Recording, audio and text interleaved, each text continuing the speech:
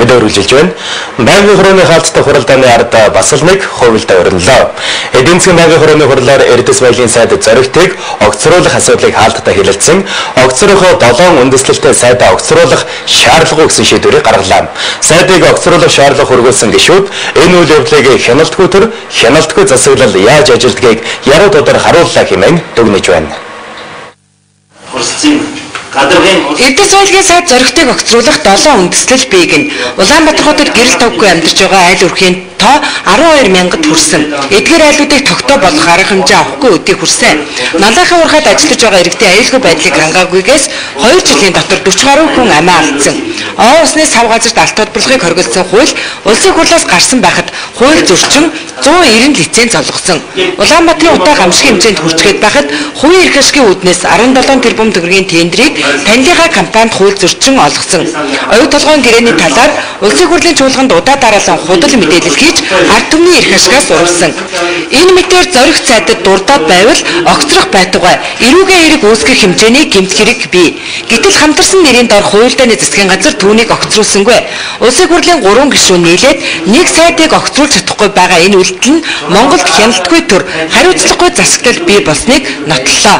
Хяналтгүй засгийн газар өнөөдөр ямар байдлаар ажилддаг юм бэ гэдгийг бол үнэхээр харуулж байгаа бодож болж энэ гэж харж байгаа.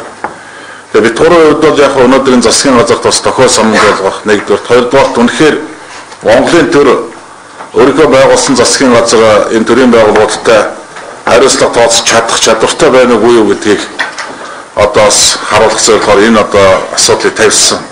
Өнөөдөр хариуцлагатай сая эдийн засгийн байнгын орон дээр бас чадваргүй гэдэг ихнээс харуулж лээ л да. Ямар ч байсан энэ асуудал нэгдсэн чуулганаар орно. Тэгээ чуулган дээр бол энэ асуудал нээлттэй олон түмэнд ил тод хүрэх байх гэж бодож байгаа. Тэгээ хамгийн гол юм өнөөдөр жишээ нь сая эдийн засгийн байнгын орон дээр зарим нэг гишүүний хэлсэн үг бол үнэхээр хариуцлагагүй хэлж байгаа. Хамгаалж болно, зөвтгөж болно. Гэхдээ одоо энэ 3 гишүүний гаргасан үндэс 7 үндэслэл бол зөвхөн шалтгаан төдий үндэслэл байна гэсэн ийм асуудлыг бол жишээ нь Батсуур гишүүн, Дэлхаан гишүүдээр ярьж байна л да. Тэгээ би зөвхөн энд үнэхээр ийм хариуцлагагүй юм төрийн төшөөд өөрсдөө ирээ сууж байгаа үнэхээр харамсаж байгаа. Өнөөдөр жишээ нь 2008, 9, 10 онд Малахт уурхаад засгийн газрын 80 дугаар тогтоол гарчаад байхад энэ тогтоолын хэрэгжилтийг хангаагүй салбарын сайдын буруугаас болоод 43 хүн амь насаа алдсан байна. Гэтэл 43 хүний амь насны асуудал нь шалтгаан юм байна л да. Энэ 43 хүний амь нас бол энэ засгийн газарт бол юу ч биш юм байна. Эрдэс баялаг эрчим хүчний сайд зоригтыг огцруулах үндэслэл 1 биш 7 байсан. Огцруулахыг шаардсан улсын хурлын гишүүд 1 биш 3 байсан. Гэвч Монгол Ардын нам засгийн газар хүч авсран зоригтыг унгахгүй байх арга хязгаар арга дахиад хэрэгжилжээ. Цаанаасаа нэлээд даалгавартай мэхтэй. Одоо энэ ямар ч гишүүн хариуцсан юм мэдэхгүй. Юу тийм байдалтай аягийн хорол болсон. Тэгээ 14 гишүүн санал хураалтанд оролцоод 2 гишүүн огцруулах зүйтэй гэсэн саналыг өгч байна. Одгүй гишүүн, Батбаяр гишүүн, энэ Батбаяр гишүүн. Тэгээ 12 гишүүн нь бол одоо огцруулах үндэслэл байхгүй маа гэж үзэж байгаа юм да. Тэгээ би тэр болгоныг нэрийг нэрээд яах вэ? Ер нь бол тийм хяналтанд дор зохион байгуулалтын дор тийм байлтай боллоо гэж юм шилмээр байна.